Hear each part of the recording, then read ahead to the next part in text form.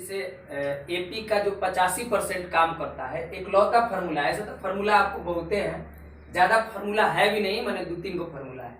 उसमें से जो एक फार्मूला है आपका एनवा पद। कौन सा पद? एनवा पद। एनवा, इसको कहेंगे एनवा पद।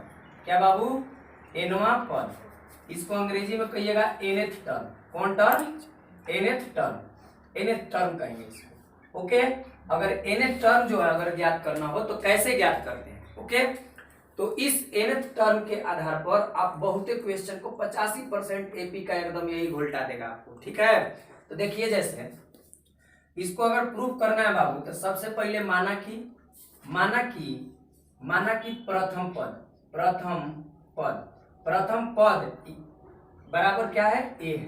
प्रथम पद ए, सार्वंतर कितना मान लेते हैं? सार्वंतर कितना कोई चीज से रिप्रेजेंट करते हैं? डी से ना, तो सार्वंतर का हो जाएगा डी। सार्वंतर का हो जाएगा डी, तो सार्वंतर डी हो जाएगा। कोई दिक्कत बताए थे कि नहीं बताए? ओके, अब क्या होगा जब सार्वंतर इतना है अब कह रहे एनवा पद, तो प्राय बाबू एक चीज यहाँ ध्यान रखिएगा, प्राय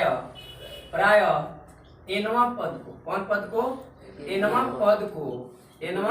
पद को टीएन ऐसे रिप्रेजेंट करे थे। कुछ सवाल करे ना ऐसे, जो भी मान लीजिए टीएन का वैल्यू दिया था तो प्रथम 3 पद कुछ अनुक्रम वाला सवाल पढ़े थे कि नहीं पढ़े थे? तो एनवा पद को मान लीजिए ज्ञात करना हो तो एनवा पद को हम क्या करेंगे? टीएन मान लेंगे, या इसी को ना एएन से भी रिप्रेजेंट करा जाता है। कुछ से एएन से भी रिप्रेजेंट कर सकते हो, टीएन से भी रिप्रेजेंट कर सकते हो, ऐसा कोई रेस्ट्रिक्शन नहीं है। क्लियर? अब देखो एनवा पद इतना हो गया, तो हम कैसे ज्ञात करेंगे इसको? क्लियर? तो सबसे पहले बाबू हम टीएन निकालते हैं। टीएन का मतलब पहला पद। टीएन का मतलब क्या है? पहला पद। अगर पहला पद निकालिएगा तो पहला पद कहाँ से शुरुआत होता है? ए से। कुछ 2-3 दिन पहले हम एक सवाल पढ़े थे कि कैसे हम लोग अगर एपी का प्रथम पद सार्वंतर दे दे तो उस एपी को कैसे ज्ञात करते हैं, तो उसी को जनरलाइज कर देंगे, जनरल रूप में कर देंगे। क्लियर है? तो यहाँ पर ए हो गया। अच्छा, दूसरा पद को अगर ज्ञात करा जाए तो क्या हो जाएगा? ए प्लस, जब भी हमको एपी का लगातार पदों को ज्ञात करना हो तो पहला पद को ए लिख देंगे, दूसरा पद ज्ञात करना है तो उसमें क्या जोड़ देंगे? सार्वंतर को जोड़ देंगे। तो सार्वंतर कितना माने हो? डी, तो डी रख दिए। तीसरा ज्ञात करना, अब इसमें क्या जोड़ देंगे? इसमें क्या जोड़ेंगे? सार्वंतर नहीं, प्लस डी एक और न जोड़ेंगे। सार्वंतर तो हमेशा सेम रहेगा ना एपी में, किसी भी टर्म के लिए सार्वंतर का होता है बराबर। अगर सार्वंतर बराबर नहीं होगा तो क्या एपी में होगा? क्या नहीं होगा एपी में। ओके, ये कितना हो जाएगा देखिए, तब ये आप जोड़िएगा तो ए प्लस कितना हुआ? 2d, ए प्लस कितना हुआ? डी, और यहाँ अगर T4 निकालिएगा तो ए प्लस 2d ना है जी, और 2d में फिर डी जोड़िएगा तो कितना हो जाएगा? ए प्लस 3d आ जाएगा। वही अगर T4 निकालिएगा तो ए प्लस 3d में क्या जोड़िएगा? डी ना, तो कितना हो जाएगा? ए प्लस 4d आया क्या? बोलो, अगर इतना आया बाबू तो क्या ऐसे ही जाते जाते हम लोग एन तक पहुंचेंगे? क्या एन तक पहुंचेंगे तो क्या करना होगा? जरा थोड़ा इन डाटा से ऑब्जर्व करिए कि चौथा पद निकालना है। चौथा पद निकालना है ना, तो यहाँ देखिए गड़बड़ा गया। यहाँ पे क्या हो गया कि डी हो गया, डी ये क्या हो गया? 2d, यहाँ हो गया 3d, और यहाँ 5 ना है जी, तब 5 है तो क्या हो गया? क्या हो गया? यहाँ देखो 3 और यहाँ का हो जाएगा 4। ठीक है, अब देखिए सही है।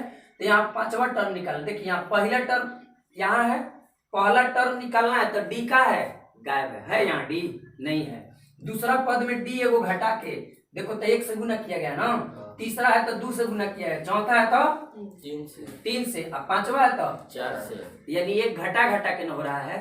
तो क्या इस चीज को हम लोग ऐसे अपने मन से समझने के लिए लिख सकते हैं? का ए प्लस क्या लिख सकते हैं? डी माइनस डी लिख सकते हैं। बोलो, इसको क्या लिख सकते हैं? ए प्लस डी, 2d में से डी घटा दीजिएगा। बोलो, दूसरा टर्म निकालना है तो वह ना आएगा जी डी। इसको क्या कर सकते हो? ए प्लस 3d में से क्या घटाइएगा? डी, नहीं आ जाएगा 2d। और यहाँ पर क्या है? ए प्लस, ए तो सब में ना है, देखो तो ए प्लस तो सब में है, तो ए प्लस सब में लिखिए। क्या हो जाएगा? जब 4d में से डी घटाइएगा क्या, यहाँ पर क्या हो जाएगा? ए प्लस, यहाँ पर क्या हो जाएगा? 5d में से डी घटाइएगा क्या? बोलो, इसी प्रकार से अगर एनवा पद निकालना है तो देखो यहाँ पर अगर बाबू पांचवा पद निकालना है तो 5d माइनस डी करा ना, 5d माइनस डी। चौथा निकालना है तो 4d माइनस डी। तीसरा निकालना है तो 3d माइनस डी, दूसरा निकालना है तो 2d माइनस डी, अगर पहला पद निकालना है तो d माइनस डी। कोई दिक्कत? यानी जिस पद को निकालना है उतना में से, उतना d में से आप एगो क्या करिएगा, d को घटा दीजिएगा। तो यहाँ क्या होगा देखो, तब a प्लस क्या करेंगे, एन डी में से a प्लस एन डी में से क्या घट जाएगा, एक d घटेगा। बोलो अरे पांचवा पद निकालना था तो 5d में से d घटा, तो इसी एनवा पद निकालना था एन डी में से d घटेगा। ओके, ये प्लस तो ये सब में कॉमन है।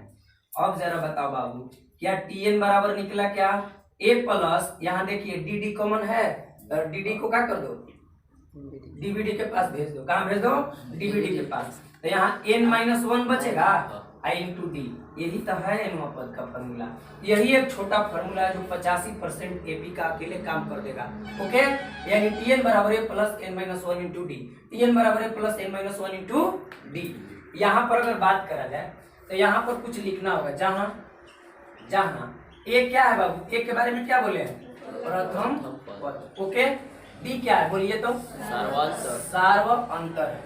सार्वअंतर। ओके, कौन तो पर सार अंतर, सार्वअंतर है।